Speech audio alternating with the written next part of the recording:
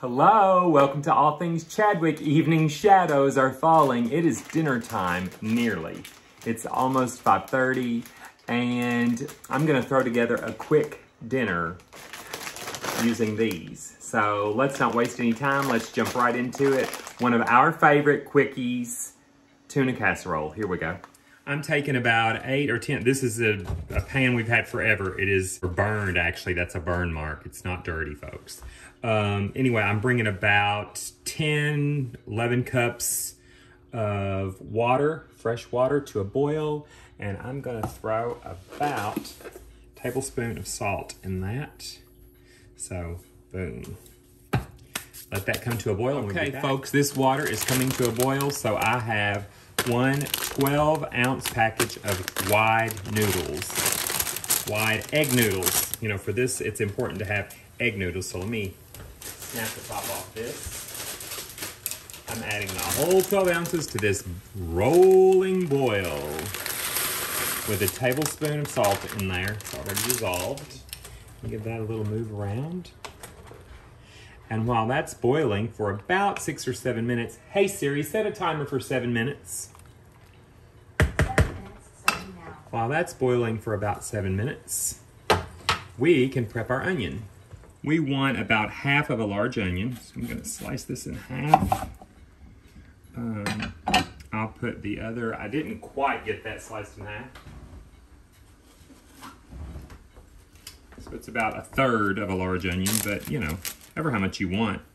If you want a tablespoon of onion or if you want the whole thing, it's completely up to you. So let's dice that up. Doesn't have to be finely diced, just I would say chop it up.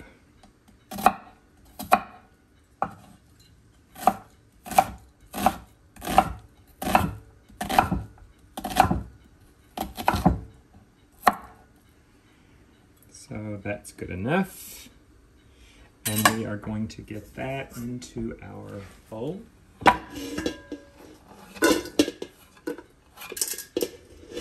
And we're gonna go ahead and add our other ingredients as well. I have 2 cans of cream of mushroom. Now one of them is cream of cremini and shiitake, and the other is actually just cream of mushroom, but I'm going to add both of those to this mixture. Let me grab a spoon. I know, I should have everything ready.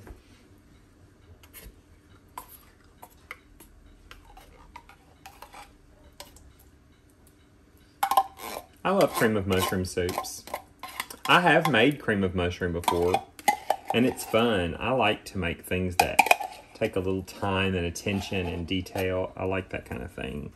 But these are so easy, especially when you're making some kind of quick casserole, as we so often throw together here in the South especially. Keeping an eye on those noodles. They're on high.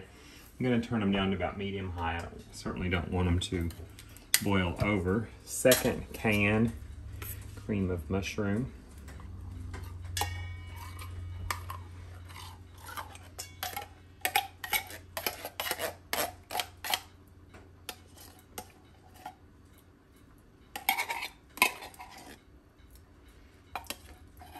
Hey, I'm looking for a camera person. Whoever wants to be my camera and lighting crew. The pay is a nice big slice or bite or bowl of whatever I'm making. How's that? 2 cans cream of mushroom. And then a can. It is a 4.5 ounce can. Oh, where is it there? 4 ounce can of mushrooms, sliced and diced and, you know, just kind of chunked up. This is a very mushroomy important dish. However, if you do not care for mushrooms, I think you will still like this tuna casserole. Let me grab the tuna. The recipe usually calls for 2 5-ounce cans of tuna. We use Albacore, and I have a 12-ounce can because we buy the larger cans for like tuna in the summertime, tuna sandwiches and so forth. So you can use the one larger can, 12-ounce, or 2 5-ounce, which would be 10 altogether. So let me get this open and we'll get that in there. We're also gonna drain this. Now, just in case I forgot to flip the camera on at some point, I have about a third of a large white onion. I have 2 cans cream of mushroom. I have a 5-ounce can of just diced up mushrooms, and now 12 ounces of drained albacore tuna is going in. So let's get that in here. I am a big tuna fan. I'm a big fan of food in general. I like a lot of things that many of you probably would not like. I love food, and I got that on my hands. So now we have in our tuna. Our noodles just went off. The timer went off, so let me drain that. Now this tuna, you do want to chip that up pretty good before you start incorporating many more things. So let me kind of break that tuna up a little bit in there with those mushrooms, because that tuna is packed pretty tight. You don't want someone to take a bite and get like 3.5 ounces of tuna in one bite. So, gonna get that kind of separated a little bit with the fork. I don't really feel any other big pieces. I think that's pretty good. So we'll do away with Forky, and we'll get Mr. Spatula Man, one of my favorite spatulas, and I don't know what brand it was, but L-O-V-E, love it. I've drained these noodles pretty good.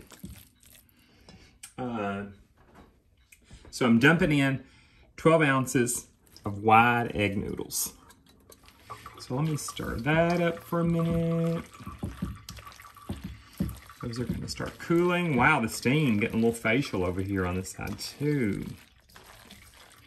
And I only cooked those for 7 minutes. 7 minutes, and then I grabbed them off the stove and drained them immediately, and I'm getting them in here. If you cook them any longer than that, they're gonna get too cooked, and when you get them in here, they're gonna fall apart. So you can see these are not falling apart. And also, when this is in the oven, you want those noodles to kind of soak up all these other flavors, including, we're gonna have some milk in here in a little bit, and the cheeses, and a few other things. So, let me grab those few other things, and I'll be right back. Now, to this, I'm going to add half a can of Carnation evaporated milk. I've already shaken one, and I have half a can from something I used the other day. Actually, I make oatmeal with this, so I have about half a can. So I'm gonna add that in here.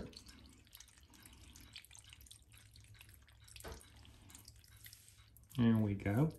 And I'm adding half a stick of softened butter. Let me grab a knife. Half a stick of softened butter, very soft. You can melt it in the microwave if you want to. So about half a stick of that.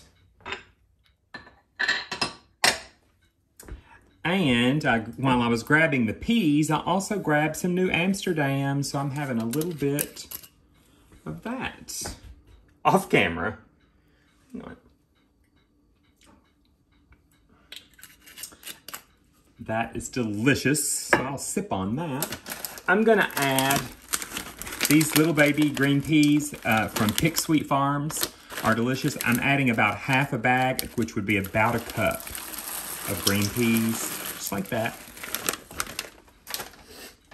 And quite a bit, about 2 cups of cheddar cheese, Colby Jack. I have about a cup there. And then I have a new one that I'm gonna open here. That's also Colby Jack. And let's go in for this combining again. Let's combine all this together. I love those peas hitting the sides of this big aluminum pan. It's like a pinball machine. This is going to be so good. I cannot wait. And as you can see, it is not soupy. I may even add a little more milk to this. We don't want it to come out dry. We want it to be moist. It is going to have a cracker crumb top on it. Some people actually use breadcrumbs. Some people, me, I usually use Lay's potato chips on top, but we don't keep many chips in the house, and I said to Rosa just a little while ago, we don't have any chips, so I will be using whole wheat Ritz crackers today for the topping for this. So I think that's mixed up pretty well. Now, let me think. Oh, this has salt, but I am going to add just a little bit of Tony Chachere's. Just a little covering like that. Boom, boom, boom. And I'm gonna do the same thing with black pepper. So this is maybe a half a teaspoon of each. And about 4 shakes of organic cayenne pepper. 1, 2, 3, 4. Again, not for heat, just for a little more flavor. And maybe just a few turns of salt. And I'm gonna grab a big old country egg, just for good measure, and pop that in there too. Don't fall apart on me, Shell. There we go. Break that egg up in there for just a second. Like that. Good, boom, boom. And let's mix all of those seasonings and that egg throughout.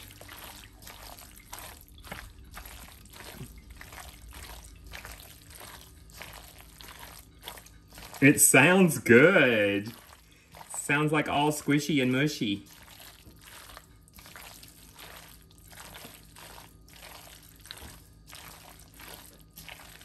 Now, rather than any more seasonings, the last thing I like to add is a big old tablespoon of mayonnaise. Hang on. Now, when I say big old tablespoon, as we do in the South, it's always big old.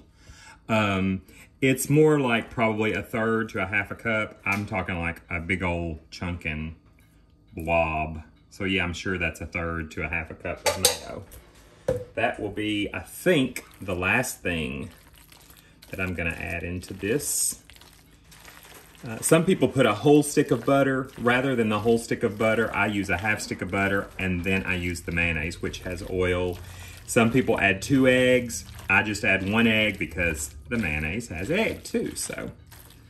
And the mayonnaise also has a little bit of lemon juice in it, you know, and other things that just add to the overall deliciousness of this casserole dish.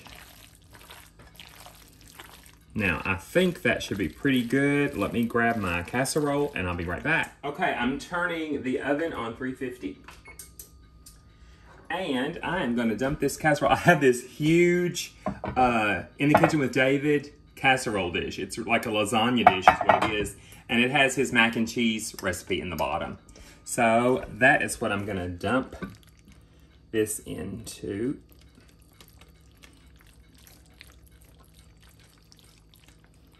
And when I say dump, I mean dump. It comes out pretty good. Come on, every little smidge, Paula. Every little smidge, Miss Paula. There we go. Stick this over here. And I'm not gonna mash this down in there. I do want the heat to distribute all in and around all these little valleys and hills. Now, if you feel like your pasta may soak up everything and you want yours a little more moist, throw a little more milk in there. Another 1/2 can of evaporated milk or some whole milk, some almond milk. You know, but I want mine to come out in a nice solid piece, so I think that's how I'm gonna leave it. This is just my butter knife. I'm gonna clean this off with my butter knife.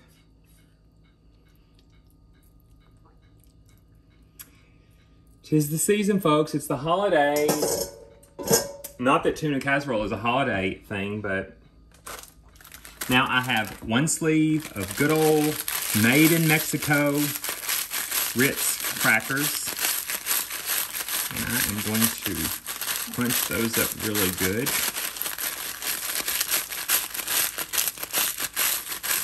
Like really good. I'm gonna try not to bust the bag open until I've got them all crunched.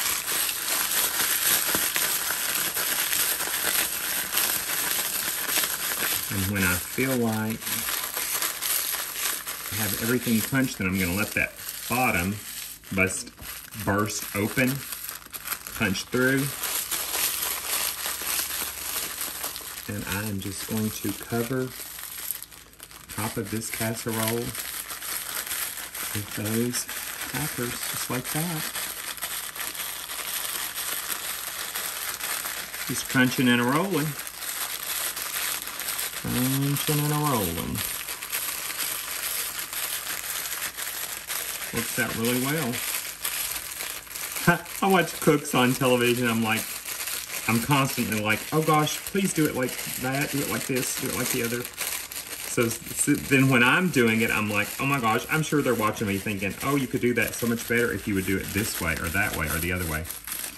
And then I'm like, hey, to each his own. We'll get it in there. It's all going the same place, down the hatch, right? So, making sure everything is covered well.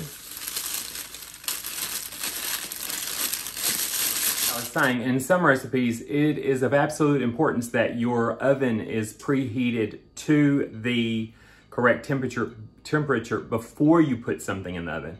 With casseroles and things, I just stick it in there. Even if I don't even preheat the oven at all, I just stick it in there, turn the oven on and go.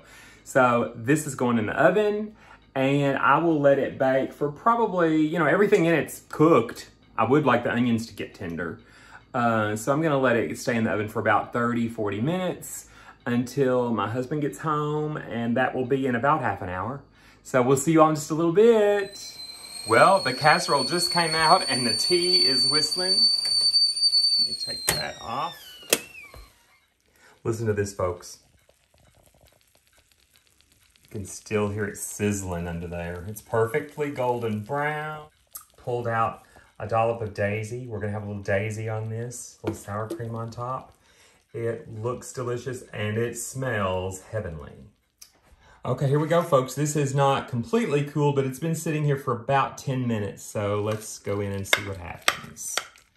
As a matter of fact, I don't even want to touch it without a pot holder in my hand because it's hot. Oh, gee whiz. The lighting's horrible.